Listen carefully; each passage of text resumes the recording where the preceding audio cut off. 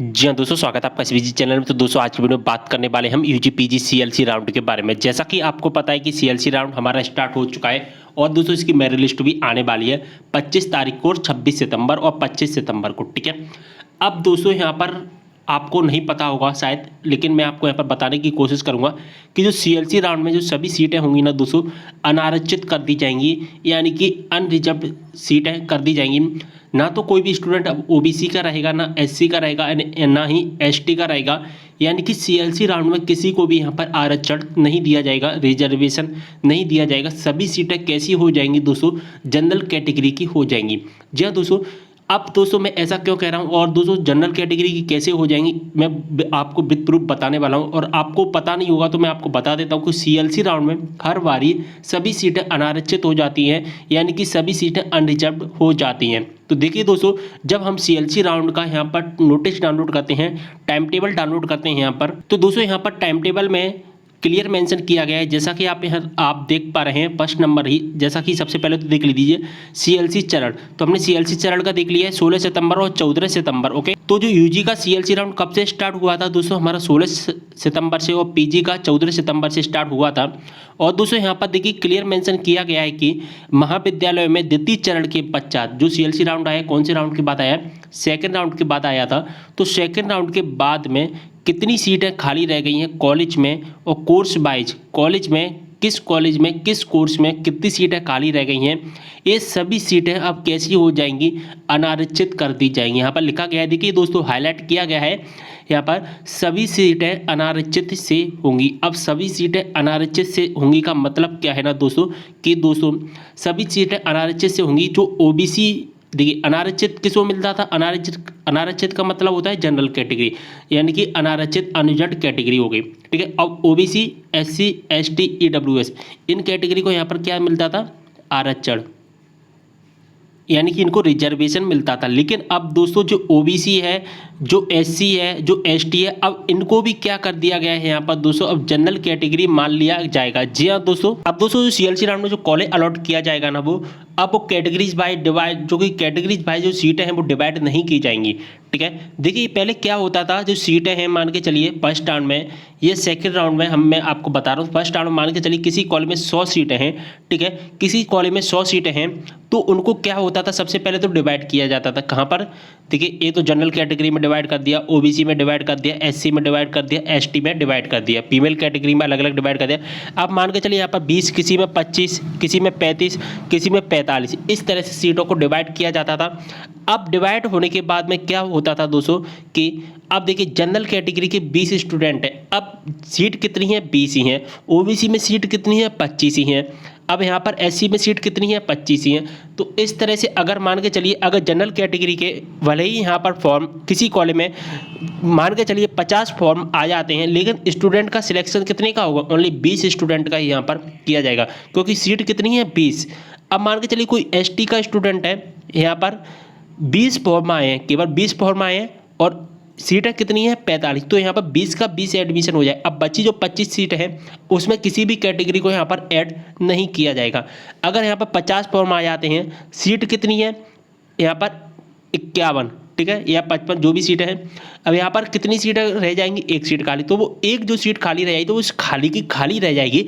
इसमें other category के student को यहाँ पर शामिल नहीं किया जाएगा, ठीक है। अगर ज़्यादा आ जाते हैं फॉर्म तो पूरा हो जाएगा। अगर कम फॉर्म आते हैं और सीट ज़्यादा होती है तो वहाँ पर अगर खाली रह गई सीटें तो वो खाली की खाली रह जाती थी फर्स्ट राउंड में, सेकंड राउंड में। तो इसलिए क्या हुआ है ना दोस्तों, कि सीएलसी राउंड में अब कोई भी कैटेगरी को कैटेगरी नहीं माना जाएगा। मान के चलिए किसी कॉलेज में 100 सीटें खाली हैं, अब वो 100 सीटें ना वो जनरल के लिए भी खाली हैं, वो ओबीसी के लिए भी खाली हैं, वो एससी के लिए भी खाली हैं, वो एसटी के लिए भी खाली हैं।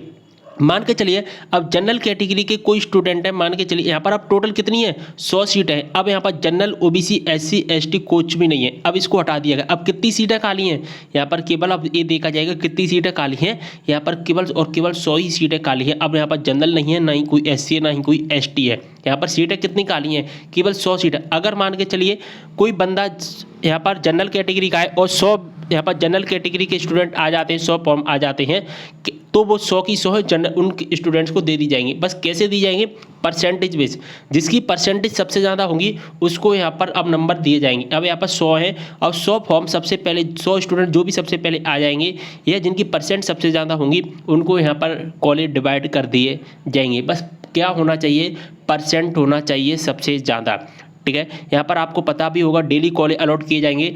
पहले दिन जो कॉलेज अलॉट किए जाएंगे वो लगभग 90% के आसपास किए जाएंगे, 80 और 90 के बीच में अलॉट किए जाएंगे। धीरे धीरे परसेंट को गिरा दिया जाएगा, सीट डिवाइड कर दी जाएंगी, सीट के हिसाब जितनी भी सीट कम होती जाएंगी उसी हिसाब से परसेंट के बेस के यहाँ पर सीटें खोली जाएंगी। तो यहाँ पर आपको पता है कि अनारक्षित श्रेणी से यहाँ पर सभी सीटें कर दी हैं। अब दोस्तों यहाँ पर मैं आपको एक चीज़ और बता देता हूँ, जब हम अपनी सीएलसी राउंड में वैकेंट सीट को चेक कर रहे थे, जब आप अपनी वैकेंट सीट को चेक कर रहे थे तो जिस तरह से हम अपनी सीएलसी राउंड में वैकेंसी को चेक करते हैं तो वहाँ पर पहले क्या होता था, जब हम फर्स्ट राउंड में और सेकंड राउंड में करते थे तो यहाँ पर वैकेंट सीट के यहाँ पर जो भी वैकेंट सीट थी उनमें कैटेगरीज वाइज भी हमको डिवाइड करके बताया जाता था।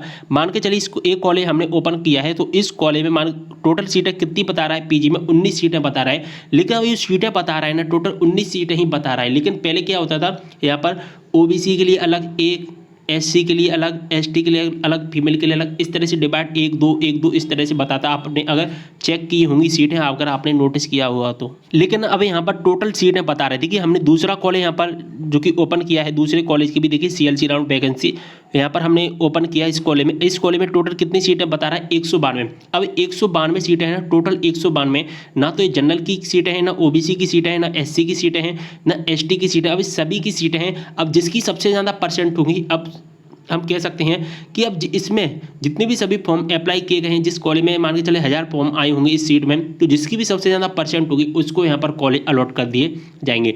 अब देखिए अगर हम यहाँ पर देखें तो अब कैटेगरीज वाइज सीटें नहीं दिखाई दे रही हैं आपको, यहाँ पर केवल टोटल सीटें ही दिखाई दे रही हैं। हम इस कॉलेज का देख लेते हैं, यहाँ पर 23 सीटें ही दिखाई दे रही हैं। अब कैटेगरीज वाइज सभी सीटें को हटा दिया गया है, ठीक है।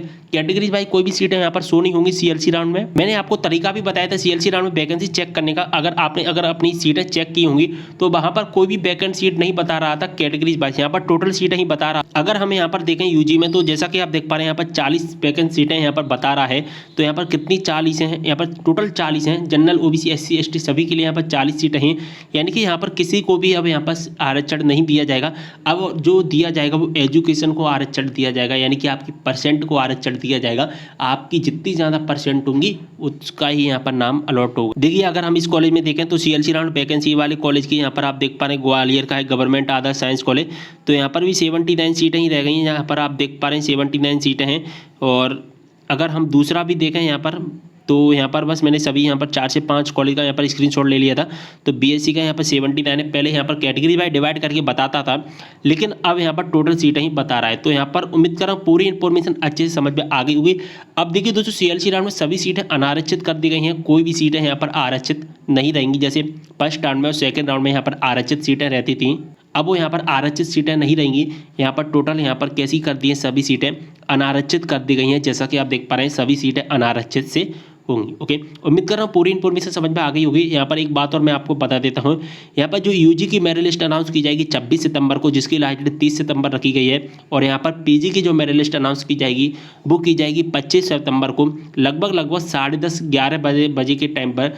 हम कह सकते हैं 11 और 12 बजे के बीच में हमारी मेरिट लिस्ट आएगी। क्या है, कभी कभी मेरिट लिस्ट लेट हो जाती है, तो आप घबराना नहीं है। आपको 11 से 12 बजे के बीच में हमारी मेरिट लिस्ट आ जाएगी। ओके, इस तारीख को नोट कर लेना है यहाँ पर। तो उम्मीद कर रहा हूँ पूरी इन्फॉर्मेशन अच्छे समझ में आ गई। वीडियो को शेयर कर देना है, इंस्टाग्राम पर फॉलो नहीं किया तो फॉलो कर लेना है। चलिए वीडियो को यहीं पर करते हैं, समय मिलते हैं नेक्स्ट वीडियो के साथ, तब तक के लिए बाय।